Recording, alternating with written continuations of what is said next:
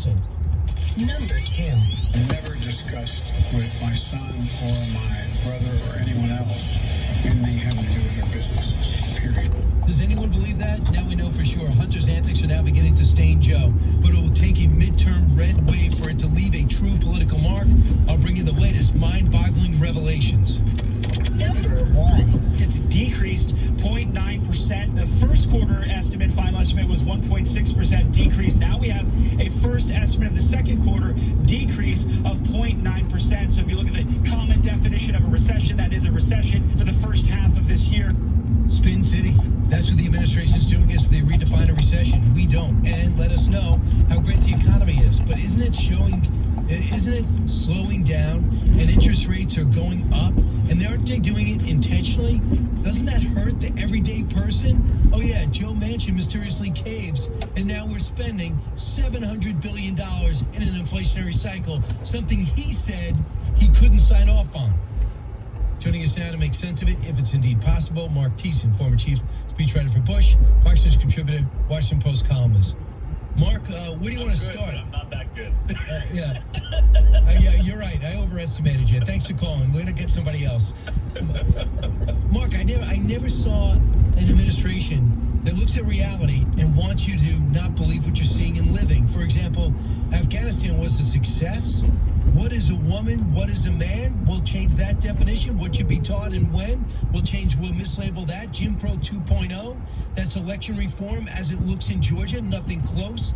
And then when it comes to recession, they told us leading up to today that the 2 consecutive quarters negative growth is not a recession for the first time in history. Do you believe it? No, I don't believe it. I mean, look, Joe Biden lies more than almost any other president. That's saying something coming after 4 years of Donald Trump.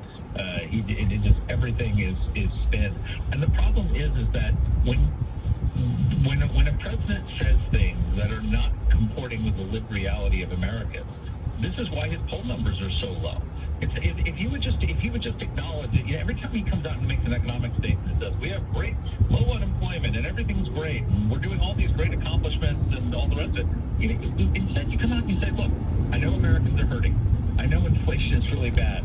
We're going through a tough time right now, but here's what we're doing to fix it. Then people would listen to you. But when you go out and for the last 10 recessions, when there was a declared recession, it was when there were 2 consecutive quarters of negative growth, everyone agreed it was a recession. And now all of a sudden, for the first time in 10 recessions, they're saying it's not one. Most people look at it and say, you know what? Yeah, we're in a recession. It's not good.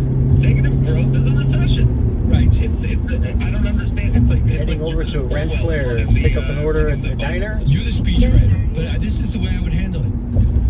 Whether we're in a recession technically or not, as President of the United States, I'm handling it like it's a recession because I look at what you're paying for everything that you do, and that to me is something I have to address, regardless of what the GDP comes in at, and that's fine.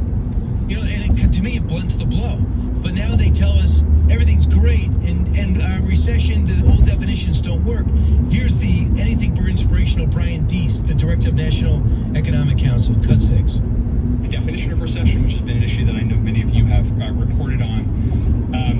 As Secretary Yellen said on Sunday, 2 negative quarters of GDP growth is not the technical definition of recession. It's not the definition that economists have traditionally relied on. Really?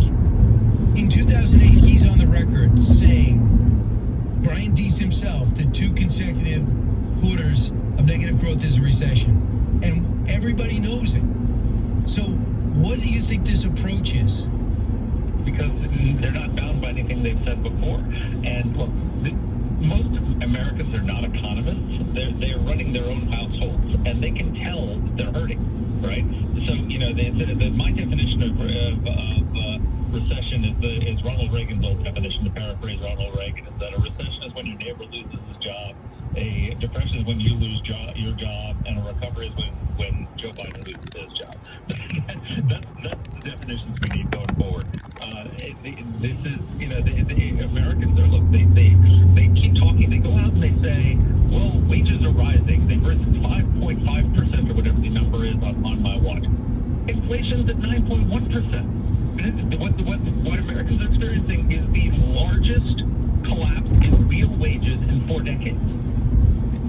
Everybody's paycheck is worth less, and it's even worse for people in the lower incomes than it is for higher incomes.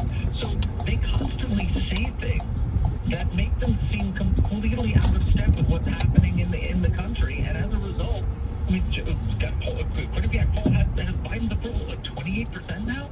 I mean, he's